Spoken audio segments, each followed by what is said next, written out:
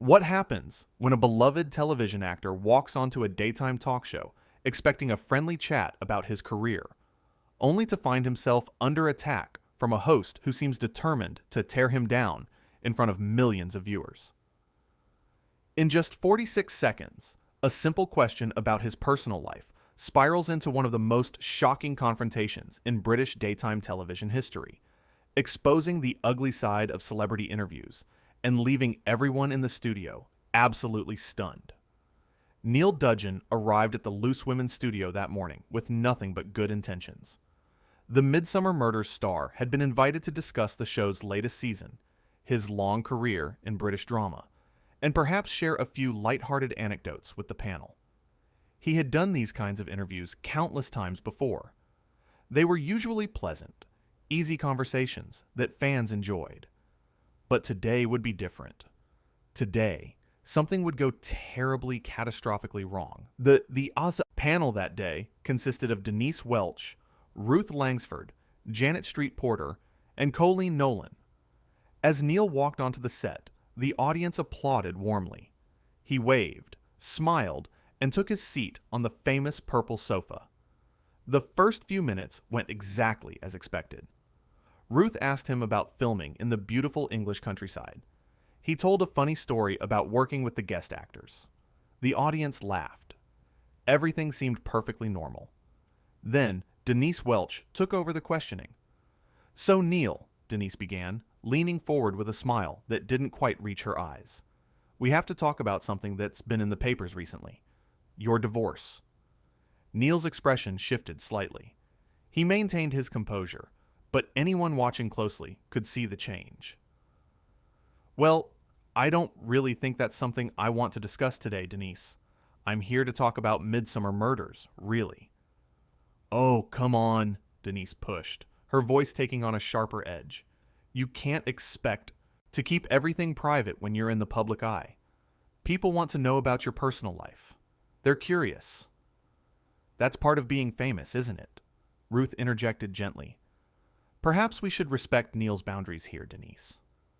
But Denise wasn't backing down. "I'm just saying what everyone's thinking. If you don't want people talking about your personal life, maybe you shouldn't have gotten divorced in such a public way." Neil sat up straighter, his jaw tightening. "I'm sorry, but I don't think you understand what you're talking about. My divorce was not public by choice. It was made public by newspapers and gossip magazines. I've never spoken about it publicly, and I don't intend to start now." "That's a bit defensive, isn't it?" Denise shot back. "I'm just asking questions. That's what we do on this show. If you can't handle a few simple questions, maybe you shouldn't have agreed to come on."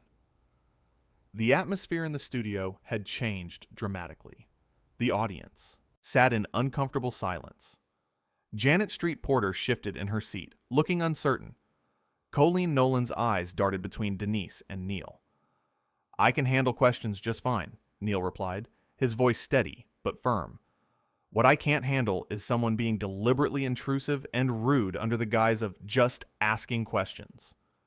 There's a difference between journalism and rudeness, and right now, you're firmly in the latter category."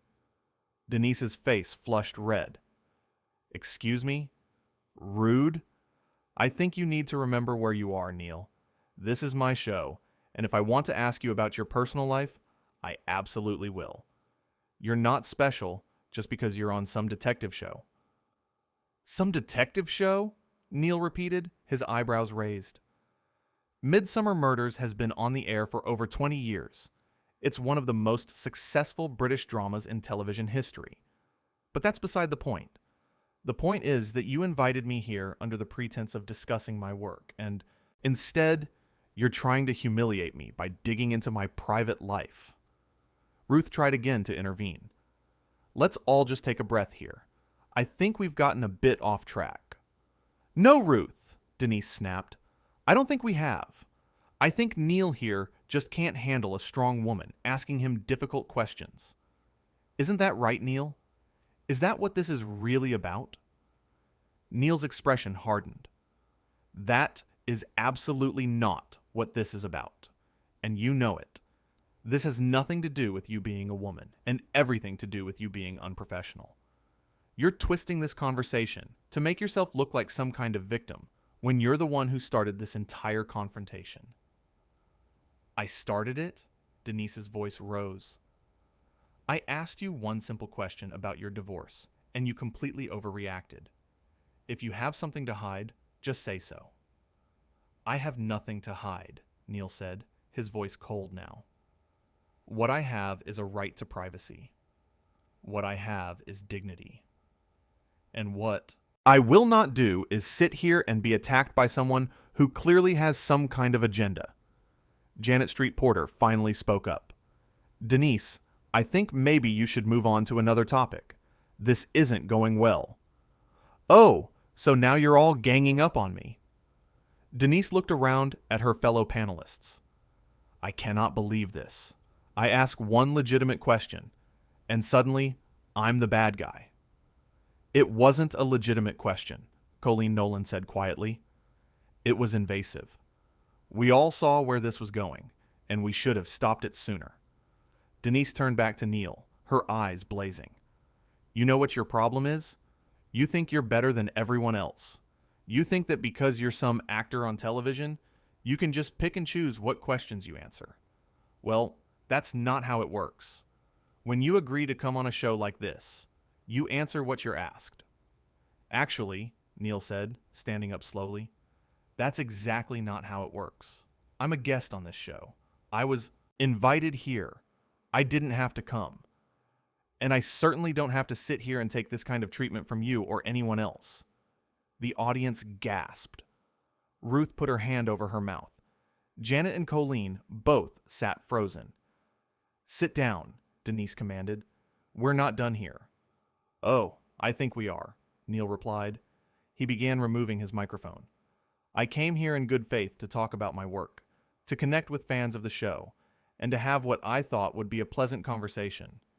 Instead, I've been ambushed, questioned about deeply personal matters, and then insulted when I refused to play along with whatever game you're playing. This is ridiculous, Denise said, but her voice had lost some of its confidence. You're making a huge scene over nothing. Over nothing? Neil's voice remained calm, but there was steel underneath. You called my show some detective show. You implied I have something to hide. You suggested I can't handle strong women. You've been condescending, rude, and completely unprofessional from the moment you started asking about my divorce. And now you want to minimize all of that by saying it's nothing? Ruth stood up. Neil, please, let's just take a moment. I appreciate that, Ruth, Neil said, his tone softening slightly. I really do. You've been nothing but kind. But I can't stay here. I won't stay here. This isn't what I signed up for. Denise wasn't finished. Fine. Leave then. Run away. That's what people do when they can't handle the truth, isn't it? They run. Neil paused, turning back to face her. The truth? What truth are you talking about, Denise? The truth is that I came here to do an interview about my work. The truth is that you decided to make it personal for reasons I still don't understand. The truth is that you've conducted yourself in a way that would be considered unacceptable in any professional setting. And the truth is that I'm not running away. I'm making a choice. I'm choosing not to be treated this way. You're choosing to be difficult, Denise countered. You're choosing to make this into a bigger deal than it needs to be, all because you didn't like one question. It wasn't one question, Neil said firmly. It was the way you asked it. It was your tone. It was your refusal to back off when I politely declined to answer. It was your immediate escalation to hostility. It was your attempt to paint me as the problem when you're clearly the one creating this situation. Janet spoke up again. He's right, Denise. You pushed too hard. We all saw it. Denise whipped around to face Janet. Oh, wonderful. My own colleagues are turning on me now. This is just perfect. No one's turning on you, Colleen said carefully. We're just trying to point out that maybe you took things too far. Too far? Denise's laugh was bitter. I asked a man about his divorce. That's my job. That's what we do here. We talk about real things, not just fluffy nonsense about television. Shows. But he didn't want to talk about it, Ruth said gently, and that should have been the end of it. We could have moved on to something else. Neil had finished removing his microphone. He placed it carefully on the sofa. I want to be very clear about something, he said, addressing the camera directly now. I have enormous respect for daytime television. I have enormous respect for talk shows and the work they do. I even have respect for tough questions and challenging interviews. But respect has to go both ways. And when a guest makes it clear they don't want to discuss something personal, that boundary should be respected. It's that simple. Nothing is ever that simple, Denise muttered. Actually, in this case, it is, Neil replied. I said I didn't want to discuss my divorce. A respectful interviewer would have said, I understand, let's talk about something else. But instead, you pushed, you prodded, you insulted. And when I pushed back, you tried to make it seem like I was the one being unreasonable. The audience began to murmur amongst themselves. Some people were nodding. Others looked shocked. The energy in the room was electric with tension. So, that's it then, Denise said. You're just going to walk out? Yes, Neil said simply. I am. You know this will be all over the news, Denise said, and there was something almost triumphant in her voice. People will be talking about this for days. Weeks, probably. Is that what you want?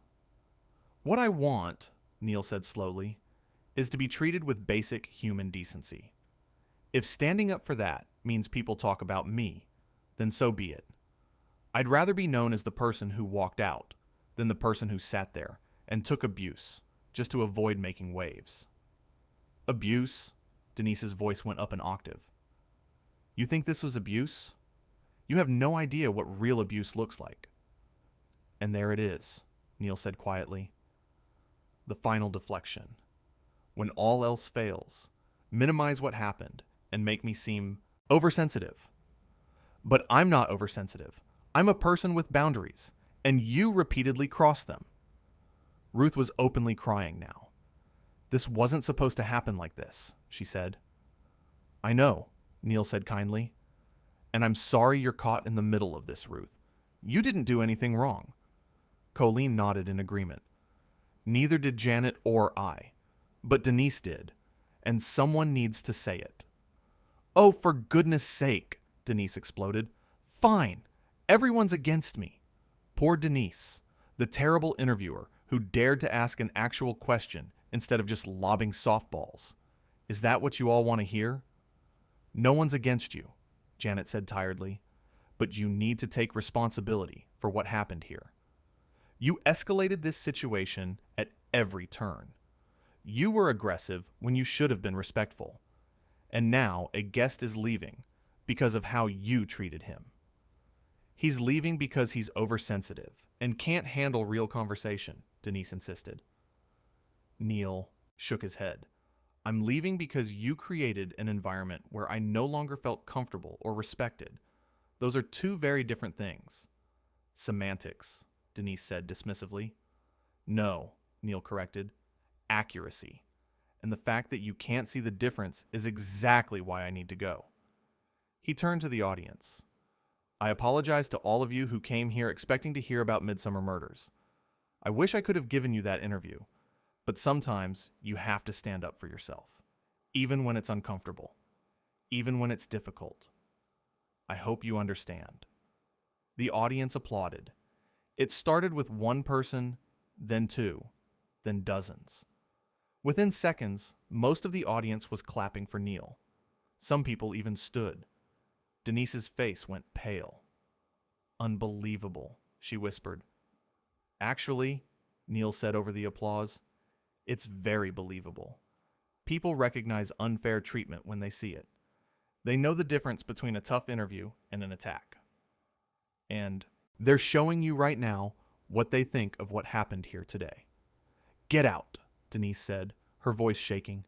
Just get out. I was already leaving, Neil replied. But thank you for making it clear that you understand exactly what you did here. He walked toward the exit, but paused one more time. To Ruth, Janet, and Colleen, thank you for trying to bring some balance to this conversation. You're professionals, and it shows. To the audience, thank you for your support. And to Denise, he paused, choosing his words carefully. I hope you take some time to think about what happened here today. I hope you consider how you treated me, and whether that's really the kind of interviewer you want to be. Because right now, you're not showing your best self. I don't need a lecture from you, Denise spat. Apparently you do, Janet muttered, loud enough for everyone to hear. Neil gave a small nod and walked off the set. The sound of his footsteps echoed in the stunned silence that followed. The cameras kept rolling, capturing Denise's furious expression, Ruth's tears, and the uncomfortable glances between the remaining panelists. Well, Denise finally said, trying to regain control, that was certainly dramatic. Let's take a commercial break, shall we? But the damage was done. The audience sat in shocked silence.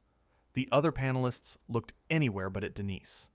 And somewhere backstage, Neil Dudgeon was collecting his things, his dignity intact, while behind him, a talk show segment had descended into chaos.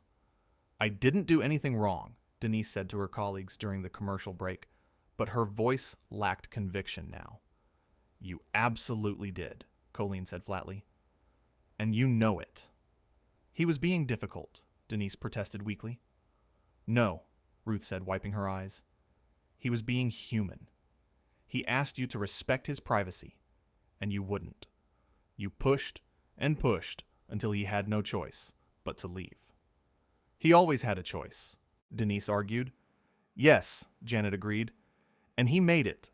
He chose self-respect over sitting here and taking whatever you wanted to dish out.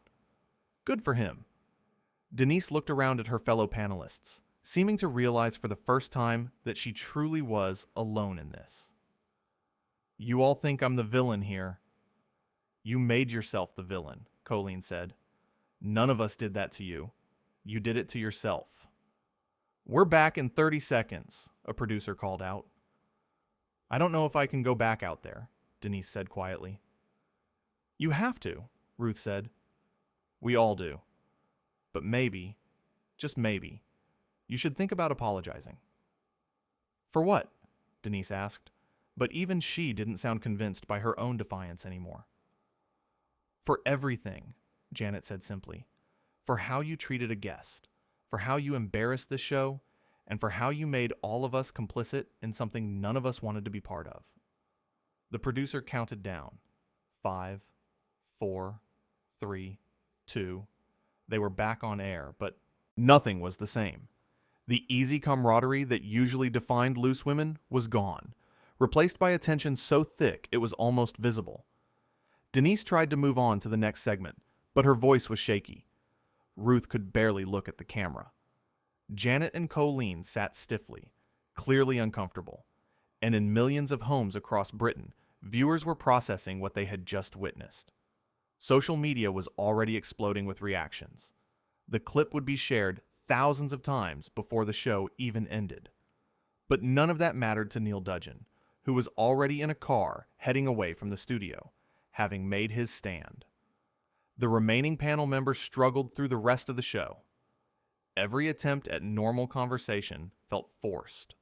Every laugh seemed hollow. The audience, usually so engaged and responsive, sat quietly, still processing the confrontation they had witnessed. When Denise tried to make a joke about something unrelated, it fell completely flat. No one laughed. No one even smiled. The silence was deafening. Tough crowd today, Denise said with forced lightness. Can you blame them? Janet said, and there was no humor in her voice. The show limped to its conclusion, but it was clear to everyone watching that something fundamental had broken. The trust between the panel and their audience had been damaged. The trust between the panelists themselves had been shattered. And Denise Welch's reputation as an interviewer had taken a hit from which it might never fully recover. As the final credits rolled, Ruth turned to Denise. I think you owe everyone an apology, Not just Neil, but all of us. The audience, the viewers at home, everyone. I was just doing my job, Denise said, but there was no fire left in her voice. She sounded tired, defeated. No, Colleen said firmly. You were being cruel. There's a difference. The four women sat in silence as the studio emptied around them. The audience filed out, many of them still talking, about what they had seen. The crew began breaking down the set, moving with practiced efficiency, but casting occasional glances at the panel. What do I do now? Denise asked quietly. You take responsibility, Ruth said. You acknowledge what you did wrong. You try to make it right. How? Denise looked genuinely lost. Start by admitting the truth, Janet suggested. You went after him unfairly. You pushed too hard. You wouldn't back down even when everyone could see you should. And when he finally had enough, you blamed him instead of looking at your own behavior. Denise closed her eyes. I thought I was asking important questions. I thought I was being a good interviewer.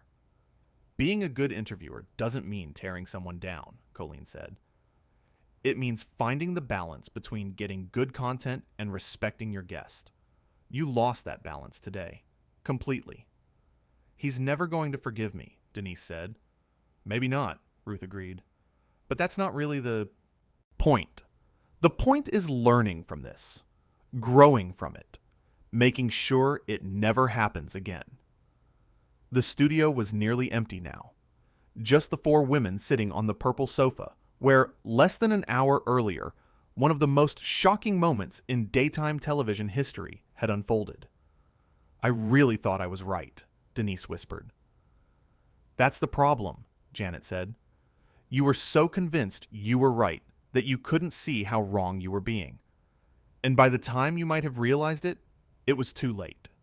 He was already walking out.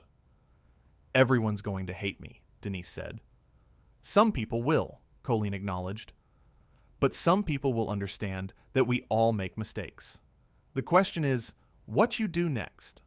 Do you dig in and insist you were right? Or do you accept that you handled this badly and try to do better? Denise stood up slowly. I need to think. I need to process all of this. We all do, Ruth said. But Denise, please, really think about what happened here, today. Don't just dismiss it. Don't just blame Neil. Look at your own actions and honestly ask yourself if that's the kind of interviewer you want to be. Denise nodded slowly and walked away, leaving her three colleagues sitting in the empty studio. That was awful, Colleen said once Denise was gone. It really was, Janet agreed. I've never seen anything like that on this show. The sad thing is, it didn't have to happen, Ruth said.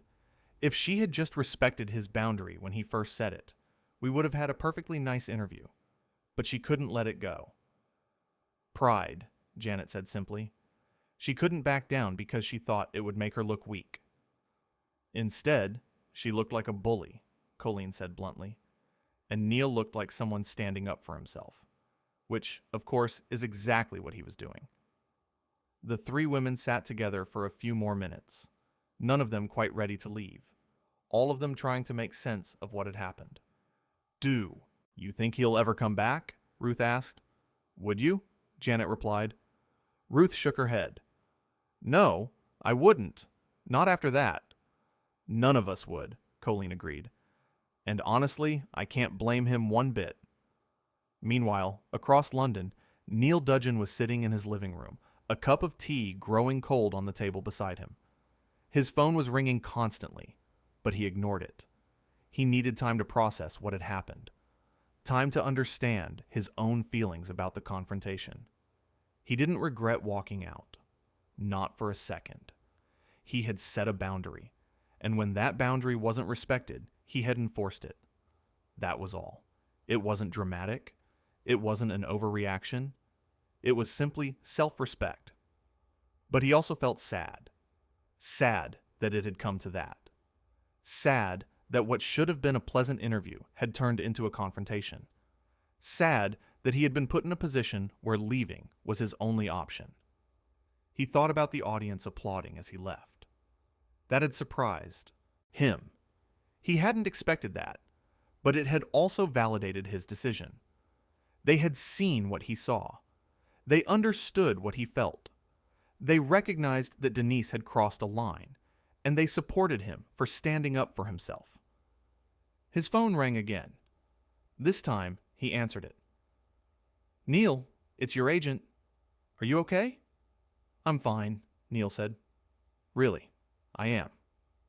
That was quite a moment. It's already everywhere online. "I figured it would be. Do you want to make a statement? Do any interviews about what happened?" Neil thought for a moment. "No, I think walking out said everything that needed to be said. Anything else would just be piling on, and I don't want to do that." Even though she was clearly in the wrong? Especially because she was in the wrong. She's going to have a hard enough time as it is. I don't need to make it worse. His agent was quiet for a moment. "You're a better person than most, Neil. I just don't believe in kicking people when they're down, even people who maybe deserve it." They talked for a few more minutes. Then Neil hung up. He looked at his cold tea, got up, and made a fresh cup. Then he sat back down and thought about what came next. Back at the studio, the production team was in crisis mode. Clips of the confrontation were spreading like wildfire. The show's social media accounts were flooded with comments. Some people were defending Denise. Most were defending Neil. Everyone had an opinion. A meeting was called. Producers, executives, and the remaining panel members gathered to discuss what had happened and what needed to happen next. "We need to address this," one producer said. "We can't just ignore it." "Denise needs to make a statement," another agreed. "What kind of statement?" Ruth asked. "An apology would be a good start," the first producer said. "Will she do that?" Colleen wondered. She seemed pretty convinced she was right. "She doesn't have much choice," Janet said. "If she doesn't apologize, this could define her career, and not in a good way." The meeting went on for hours. Strategies were discussed. Statements were drafted. Damage control plans were put in place. But through it all, one thing was clear.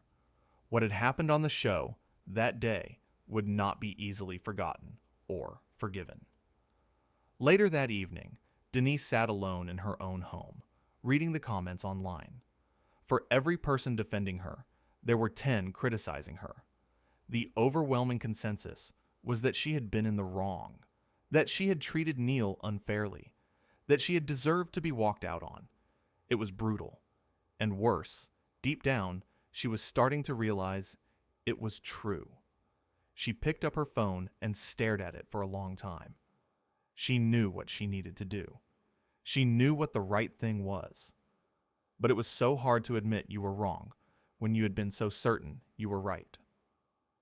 Finally, she started typing.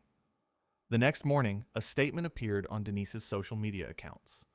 After reflecting on yesterday's show, I realized that I handled the interview with Neil Dudgeon poorly. I pushed too hard on personal topics and didn't respect his boundaries. I allowed my desire to get compelling content to override basic respect and professionalism. I was wrong, and I apologize to Neil, to my colleagues, to our audience, and to everyone who was disappointed by my behavior. I am taking time to reflect on how I can be a better interviewer and a better colleague. It wasn't perfect. Some people thought it didn't go far enough. Others appreciated the honesty. But it was a start. Neil saw the statement. He didn't respond publicly. He didn't need to. The statement wasn't really for him anyway. It was for everyone else. For the audience. For her colleagues.